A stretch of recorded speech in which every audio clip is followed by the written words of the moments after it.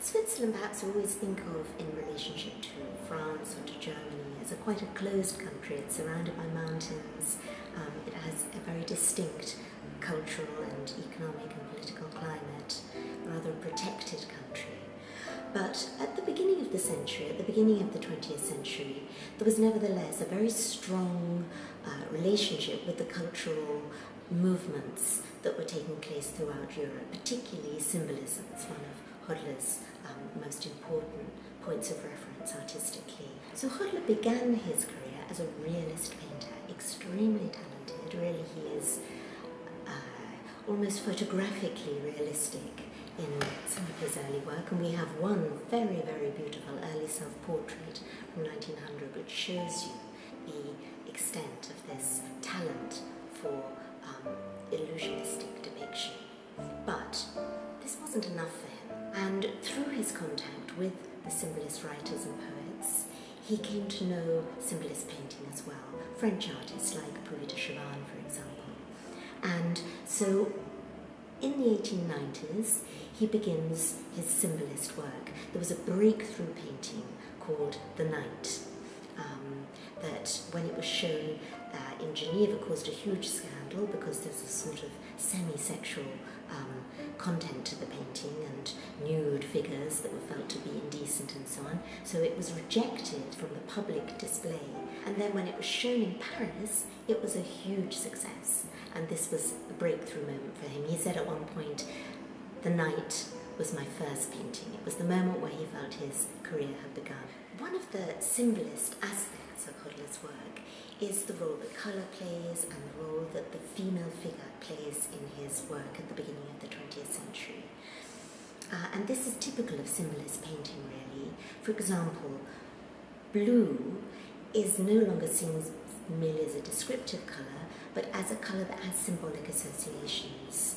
So he always associated the colour blue with transcendence, with the spirit, with the beauty, but on a kind of higher spiritual level. And he associates red with passion and love.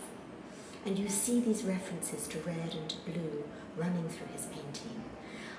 In some of the early works, like the ones we're showing in the exhibition In Motion, for example, he shows these sort of bands of beautiful women, processions of beautiful women, which he associated with a kind of life force, the force of beauty, the kind of affirmation of life.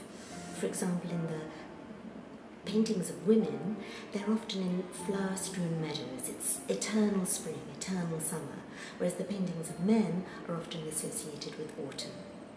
So he makes this sort of sexual distinction between the role of women and the role of men, and women are very much associated with life. Symbolism wasn't just a matter of colour, it was also a matter of line. Hodler evolved really from looking at French 19th century art theory, the theory of what he called parallelism.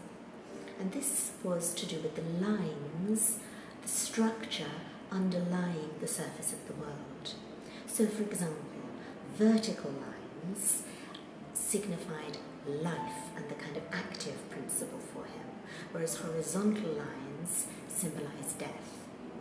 And parallelism was partly about finding these linear principles beneath the surface of reality, but also about a principle of repetition, because he felt that by repeating these lines, be they vertical, be they horizontal, you were showing something of a kind of underlying unity in nature, and also an underlying unity in the work of art. You could create a unity through this principle of repeated lines.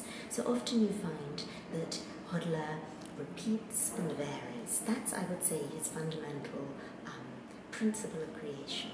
Repetition, because it signifies unity. He says there's much more that makes us similar to each other than makes us different.